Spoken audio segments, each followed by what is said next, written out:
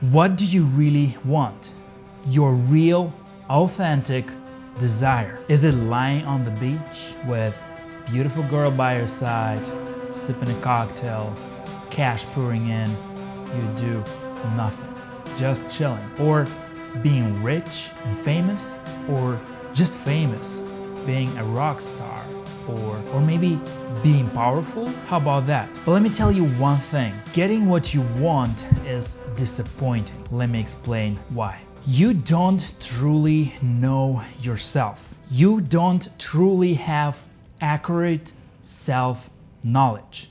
And first thing you want to do is to disabuse yourself from bullshit put in your mind for first 20 to 30 years to get that accurate self-knowledge. Number two, most of our desires are misaligned with us. And to explain these two factors better, I will tell you a story of my life. For the last 10 years, I've been trying so many things. And each single time, I thought I was so sure I wanted it. And each single time I thought I was so sure I wanted it. And I did, I guess. Only in retrospect, I can see what actually happened. So let's go back in time when I decided that I want to become a photographer, a professional photographer and professional editor. My goal was to get a camera, a professional one, get a lens, and learn Photoshop. I wanted to specialize on portrait photography. I remember I was inspired by this big photographer on Instagram, and I wanted to become like him, to be able to retouch skin of a model so seamlessly and flawlessly, color grade pictures, and post all of them and become famous. I started learning, I bought a camera, I learned Photoshop. It took me like 2, 3 or 4 months. It was really frustrating. It took me about a year to get that experience, to shoot with girls, different models. I had a chance to do so and to become better. And at some point I even grew my Instagram. It was growing organically before all that algorithm bullshit kicked in. And I was getting a decent amount of likes and I was getting reposted, and I really thought I am the photographer, I am the creator, I'm a portrait photographer, and I want to be famous in that niche. Later on, I realized that no, I don't want to be just a photographer. I like girls that I take pictures of. I don't want to be a worker, a photographer. I don't want to be seen as a photographer to them. I want to be involved, not just behind the camera, but I want to be involved with those girls. That was like the first thoughts that were creeping in my mind, that I don't identify myself as a photographer anymore.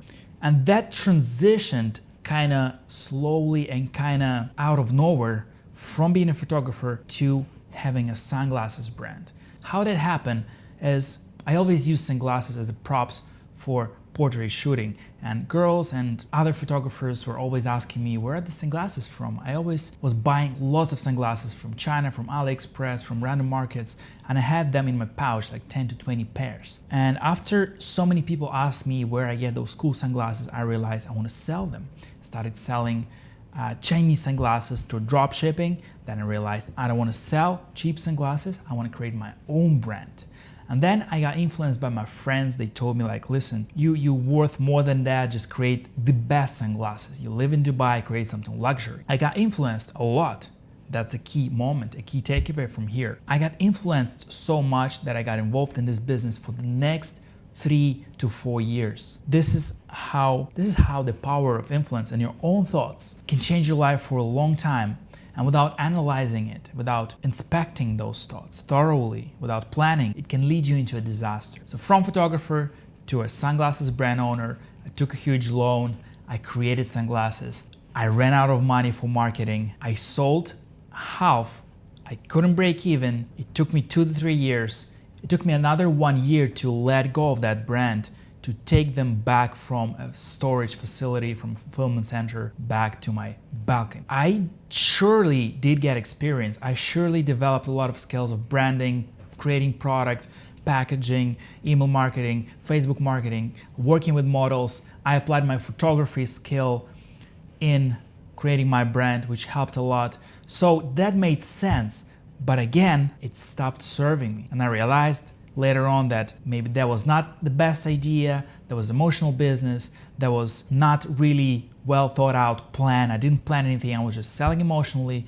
I named it with my name. I was attached to the idea of I'm gonna sell. This is gonna be the best business of my life. That didn't happen. The only thing I got is experience. Throughout the years, I tried many different roles. I wanted to become a software developer. I was like, all right, I'm gonna get away from that creative thing, photographer, creator, brand. I just want a normal job. I want to work alone.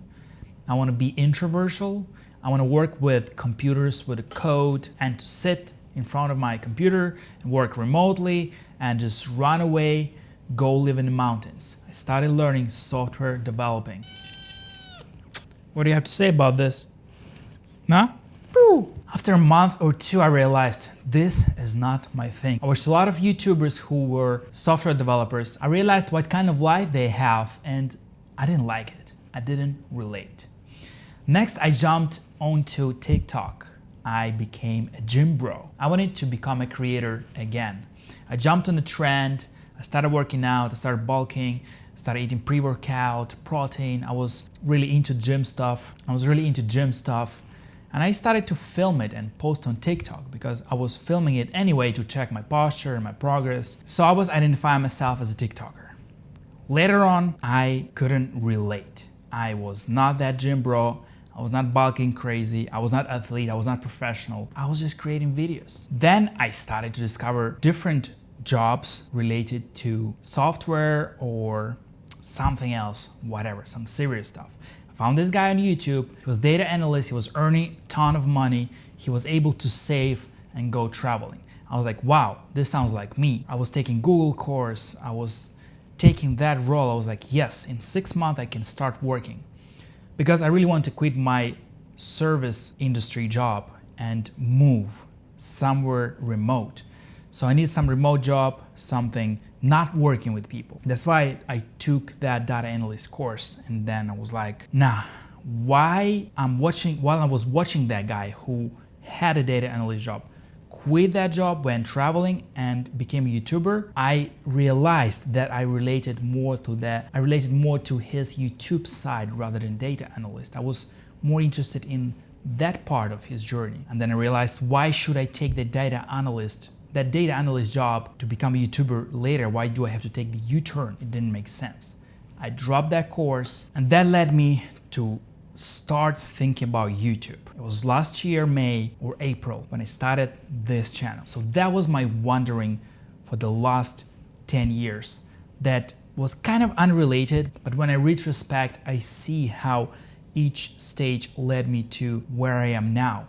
But at each stage, I was sure that was it. But then I was not sure what was it. But then I'm sure again. Throughout that journey, I had a lot of influence from social media, from friends, from my own self that was constantly changing, evolving, changing views, values. So it's kind of hard to put all of it together. And the best way to figure out if you are on the right path or if you're doing the right thing is to know. If you're asked this question, why am I unhappy? If you happen to ask that question, this is the clue to your true self. This was a takeaway from a podcast I recently watched. It's called Modern Wisdom, that inspired me to create this video. Because I've been lately asking myself this question, why am I so unhappy? Like, not about life, not about my comfort in life, but about my self-fulfillment, about the path I'm on, about what I'm doing. So I want to share a few takeaways from that podcast I recently watched with you and talk about it in the comments. Be careful with succeeding in a wrong thing. This led me to thinking of my past experiences. What if I stayed a photographer till today? What if I succeeded in that one thing and that one thing was wrong? But I could succeed. I see that I could continue going there. But what if it was wrong?